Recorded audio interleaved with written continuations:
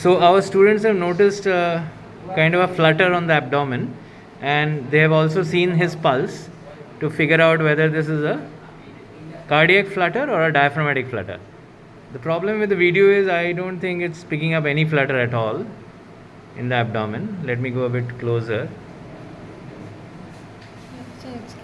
Now it's capturing, yes. Now it's probably capturing in a subtle way. So let us see what it turns out to be.